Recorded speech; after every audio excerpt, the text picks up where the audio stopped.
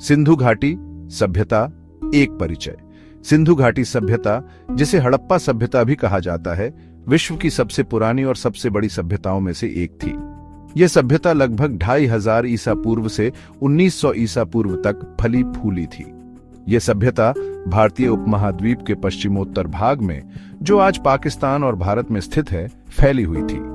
सिंधु घाटी सभ्यता का नाम सिंधु नदी के नाम पर पड़ा है, जिसके किनारे यह सभ्यता फली फूली थी। यह सभ्यता अपने समय की सबसे उन्नत सभ्यताओं में से एक थी। सिंधु घाटी सभ्यता के लोग शहरी नियोजन, वास्तुकला, कला और शिल्प में निपुण थे। उन्होंने एक लिपि का भी विकास किया था, जिसे अभी तक पूरी तरह से पढ़ा नहीं जा सका है। सिंधु घाटी सभ्यता एक रहस्यमयी सभ्यता है। इसके पतन के कारणों के बारे में अभी तक कोई निश्चित जानकारी नहीं है। हालांकि पुरातात्विक साक्ष्य बताते हैं कि जलवायु परिवर्तन, बाढ़ और बाहरी आक्रमण जैसे कारकों ने इस सभ्यता के पतन में भूमिका निभाई होगी। सिंधु घाटी सभ्यता का अध्ययन हमें अपने अतीत को समझने में मदद करता है। सिंधु घाटी सभ्यता का उदय लगभग 7000 साल पहले शुरू हुआ था। यह प्रक्रिया धीरे धीरे हुई, जिसमें लोग खानाबदोश जीवन से कृषि जीवन की ओर बढ़े। यह परिवर्तन सिंधु नदी के किनारे उपजाऊ भूमि की वजह से संभव हुआ। नदी के किनारे बसने वाले लोगों ने गेहूं, जौ, कपास और अन्य फसलों की खेती शुरू कर दी। इससे उन्हें भोजन की आपूर्ति सुनिश्चित हुई और वे एक ही स्थान पर बसने लगे। समय के साथ ये बस्तियां बड़े और अधिक संगठित हो गईं। हड़प्पा और मोहनजोदड़ो, जो आज क्रमशः पाकिस्तान और भारत में स्थित हैं, सिंधु सभ्यता के दो सबसे बड़े और महत्वपूर्ण शहर थे। इन शहरों को सुनियोजित तरीके से बनाया गया था, जिसमें चौड़ी सड़कें, नालियां, सार्वजनिक स्नानागार और अनाज भंडार जैसी सुविधाएं थीं। यह दर्शाता है कि सिंधु घाटी सभ्यता के लोग शहरी नियोजन में कितने कुशल थे। सिंधु घाटी सभ्यता अपने सुनियोजित शहरों के लिए जानी जाती है। हड़प्पा और मोहनजोदड़ो जैसे शहरों में चौड़ी सड़कें, नालियां, सार्वजनिक स्नानागार और अनाज भंडार थे। इन शहरों में रहने वाले लोग विभिन्न व्यवसायों में लगे हुए थे, जैसे कि खेती, व्यापार, शिल्प और धातु शिल्प। सिंधु घाटी सभ्यता के लोग व्यापार में भी माहिर थे। वे मेसोपोटामिया और मिस्र जैसी दूर दराज की सभ्यताओं के साथ व्यापार करते थे।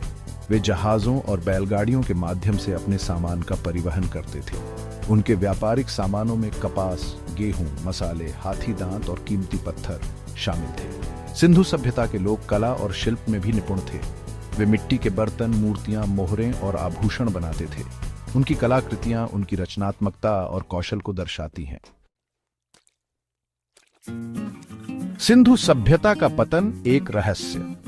लगभग 1900 ईसा पूर्व में सिंधु घाटी सभ्यता का पतन शुरू हो गया। इसके पतन के सही कारणों के बारे में अभी भी बहस जारी है, लेकिन कई कारकों ने इसमें भूमिका निभाई होगी। एक प्रमुख कारण जलवायु परिवर्तन माना जाता है। सिंधु नदी के प्रवाह में बदलाव या सूखे की स्थिति ने कृषि को प्रभावित किया होगा और भोजन की कमी हुई होगी। इससे शहरों का पतन हुआ होगा और लोग दूसरी जगहों पर चले गए होंगे। कुछ विद्वानों का मानना है कि बाहरी आक्रमणकारियों जैसे कि आर्यों ने सिंधु सभ्यता पर आक्रमण किया होगा और उसे नष्ट कर दिया होगा। हालांकि इस दावे का समर्थन करने के लिए पर्याप्त पुरातात्विक साक्ष्य नहीं है। सिंधु सभ्यता के पतन के अन्य संभावित कारकों में बाढ़, भूकंप या महामारी शामिल है। यह भी संभव है कि इन सभी कारकों ने मिलकर सभ्यता के पतन में योगदान दिया हो। सिंधु सभ्यता की विरासत। हालांकि सिंधु घाटी सभ्यता का पतन हो गया, लेकिन यह अपनी समृद्ध संस्कृति और उपलब्धियों के कारण आज भी प्रासंगिक है। यह सभ्यता हमें बताती है कि कैसे प्राचीन लोग शहरी नियोजन, वास्तुकला, कला और शिल्प में महारत हासिल कर चुके थे। सिंधु सभ्यता की खोज ने भारतीय उपमहाद्वीप के इतिहास को फिर से लिखने में मदद की है। यह साबित करता है कि इस क्षेत्र में हजारों साल पहले एक उन्नत सभ्यता मौजूद थी। सिंधु सभ्यता के अध्ययन से हमें मानव सभ्यता के विकास को बेहतर ढंग से समझने में मदद मिलती है। आज सिंधु घाटी सभ्यता के स्थल जैसे हड़प्पा और मोहनजोदड़ो महत्वपूर्ण पुरातात्विक स्थल हैं, जो पर्यटकों और इतिहासकारों को आकर्षित करते हैं। इन स्थलों पर खुदाई और शोध कार्य जारी है, जिससे हमें इस प्राचीन सभ्यता के बारे में और अधिक जानने को मिल रहा है।